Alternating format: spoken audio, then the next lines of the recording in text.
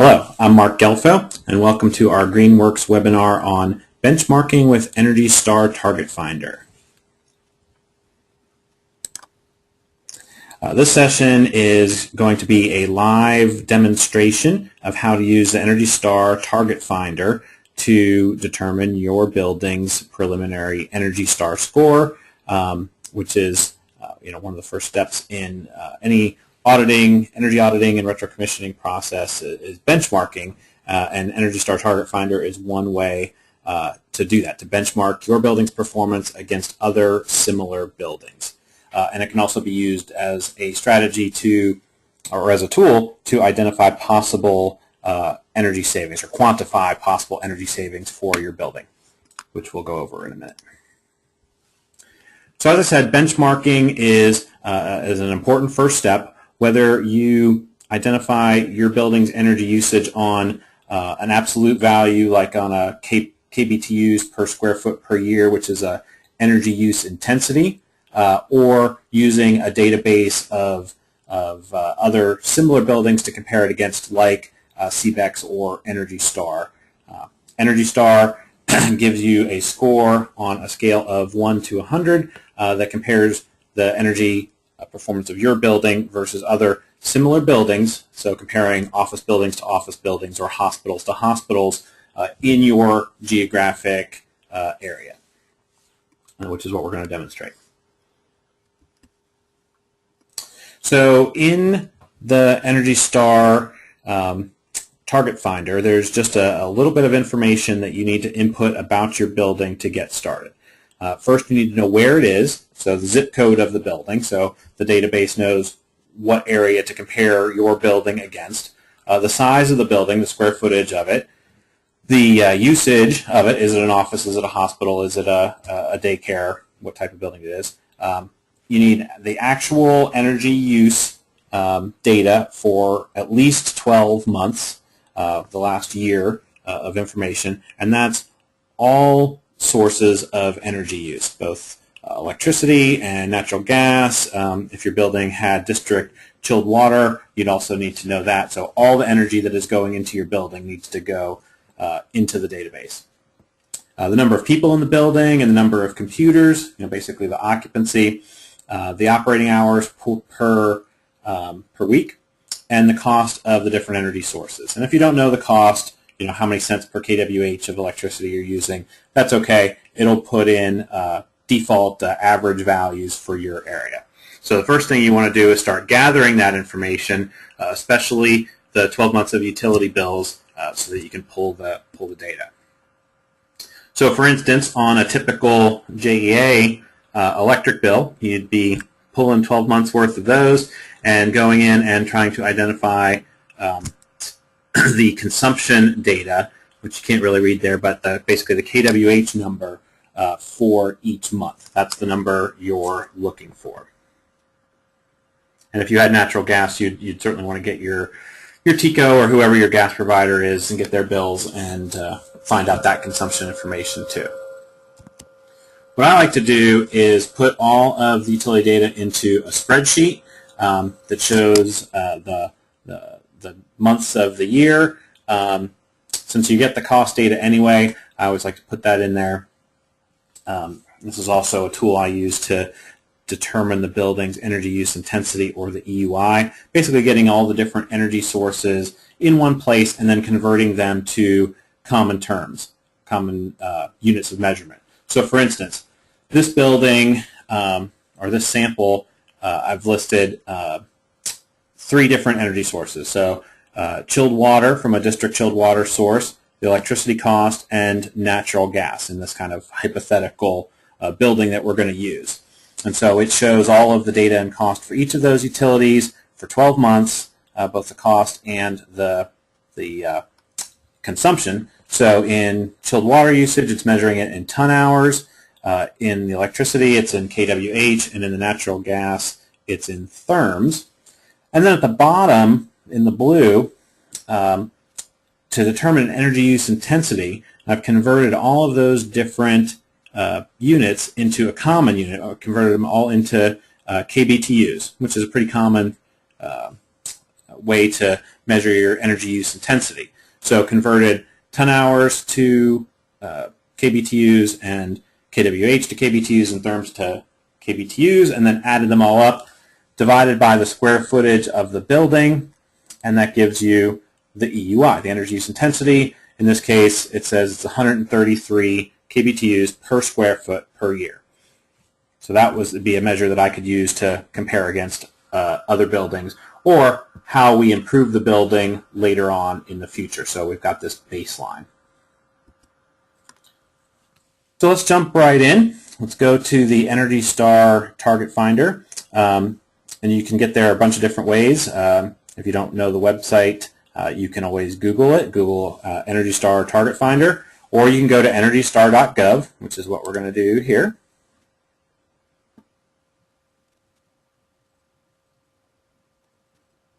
And you come up to the Energy Star website. We are going to go down to Energy Star Target Finder.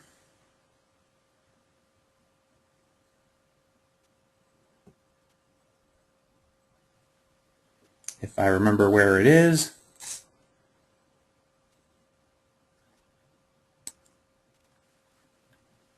So you can come over here to Buildings and Plants and find the quick link to Target Finder. It probably would have been easier if I had just Googled Energy Star Target Finder.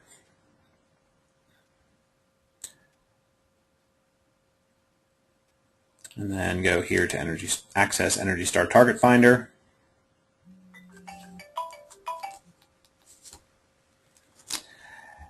And so here we are. So now we get into the nuts and bolts of it. You can put the name of your building. Let's call this a sample project. Where it is located in the United States. I'm going to skip the address for now, but you do need to put in the state. Let's say this is where we are here in Jacksonville, Florida. Let's say it's downtown. I don't have to put in the year of construction completed. This is a tool you can use during designing a project as well to set your target values.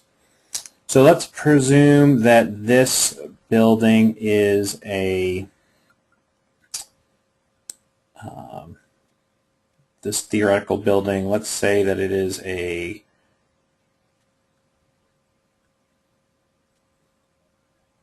let's say it's a courthouse. It's a big building. I'm going to say it's I'm going back to my sample project spreadsheet here. See what I had originally put in. Okay, so let's say it's about 750,000 square feet.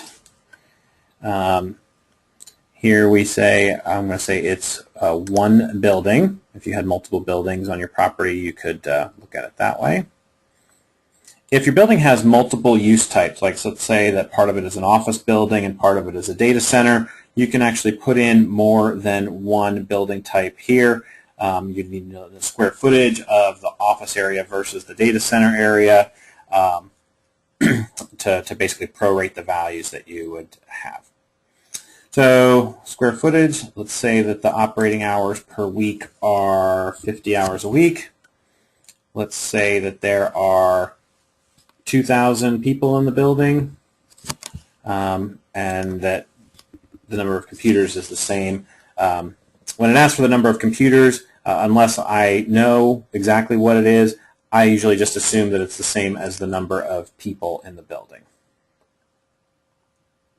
The percentage of the building that can be heated, more than 50%, because the whole building can be heated. Percentage that can be cooled, again, more than 50%, because we're assuming the whole building is heated and cooled in this example.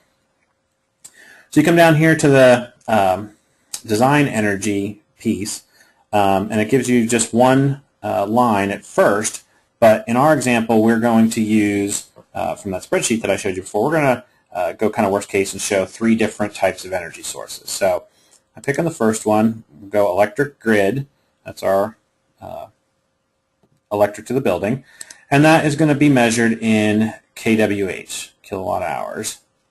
So I go and I click that. I go to my spreadsheet and I see what the total kWh for the 12 months added up to. And in this case, it is 9,579,360. So again, right off the utility bills.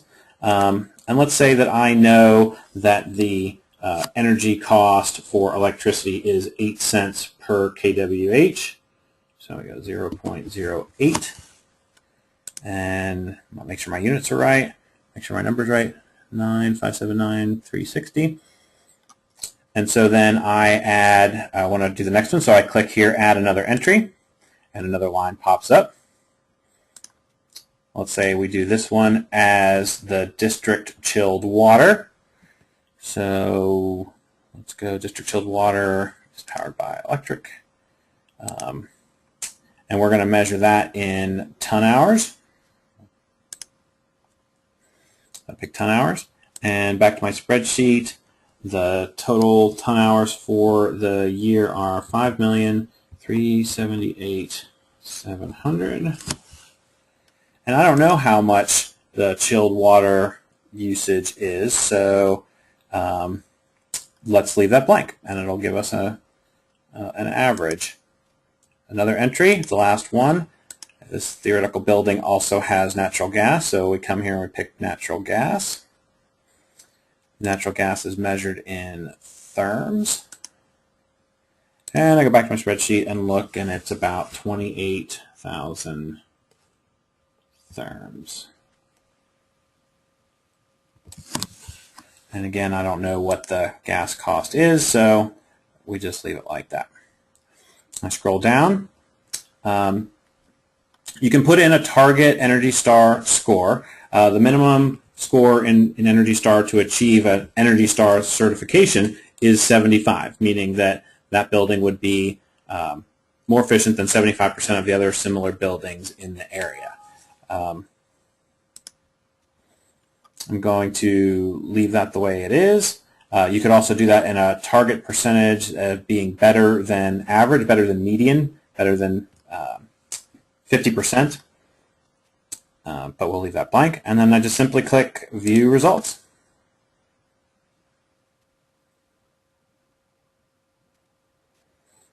And so it pops right up there, says that this building would have a preliminary Energy Star score of 59, meaning that it is 59%, or it's more efficient than 59% of the other similar courthouse buildings in this region of the country. So if 50 is the average score, this would be an above average building. But really the good chart that is very helpful is down here. It shows Energy Star score, energy use intensity, and energy usage and cost for our building, which would be the design building, what the Energy Star building with a score of 75 would be, and for the median building, an average building of 50. So I can also use this to double check my math. So I had said before in my spreadsheet I had figured that EUI was 133 kBTUs per square foot per year. That's exactly what it says here. So, and put in the numbers correctly. Tells me what the cost is based on those numbers for the energy usage for the building compared to what an average building would be. So if the cost here is about 1.6 million dollars in energy cost per year, the average building is using about just over $2 million in energy cost per year. So you can see we're just by being more efficient, we're saving that much money on our utility bills. But it's also a good tool to see, okay, if we could improve the performance of this building and get it to an Energy Star certification, basically get the score from a 59 to a 75, the cost would be, energy cost per year would be approximately $1.5 million. So the savings to get to 1.5 million, to get to an Energy Star score of 75, would reduce our energy costs and save us about $300,000 per year. So it's a good quick tool to see just exactly how much potential you could, much potential savings you could recognize by your building being more efficient. And then you can go back and if you screwed something up or wanted to change it, you could go back and edit the information. You come up here and go back to edit, and then you could go and change some of the numbers, or let's say we wanted to raise the target and see what that would do to us. We could go back. So I also like to look at the data. Since I've already got it in a spreadsheet and I've already got some of those graphs, I like to plot it and visually look at it and see what kind of stories the data is telling us. So here, I've taken that spreadsheet and plotted it in a stacked bar graph that shows the blue is the electric usage, the red is the chilled water usage, and the greenish is the natural gas consumption. So what you can see, what jumps out at you right away, is that the red is one of the bigger numbers, but also that we seem to be peaking in the September, October, the summer to early fall period, and then the energy use decreases in the winter, really decreases into March there. Normally I would have expected the building to dip more in the colder months, in the December, January time frame, but this gives you a feel for what the building's doing. And then you would go back and then try to figure out maybe why it's performing that way. You look at the weather data and see if we had, an unseasonably cold March, or you go back and look at the occupancy data and see if maybe something weird or unusual happened in those months, but try to analyze the whys of that data.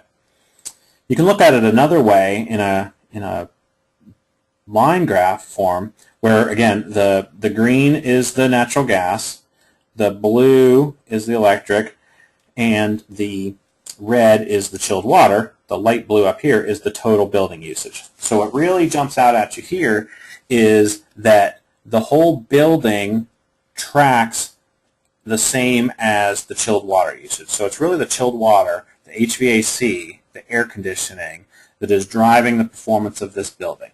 The gas usage is pretty consistent and relatively low. The electric usage is pretty consistent, pretty flat. So if I was starting to get into the building, I would look at this data and say, from a prioritization standpoint, it's the HVAC, it's the air conditioning system where I can possibly have the greatest impact on the building's overall energy performance. I could reduce the heating, the gas consumption, I could reduce it by half, and it still wouldn't really impact the overall energy performance of the building. So this helps give you an idea of where you want to prioritize your efforts. So that's the end of the Target Finder demonstration. I hope you enjoyed it. I hope you'll join us for the next webinar series entitled Killing the Energy Hogs, which will focus on retro-commissioning and measurement verification. So after we've identified what the potentials are, how do we go about actually reducing an existing building's energy consumption? So thank you.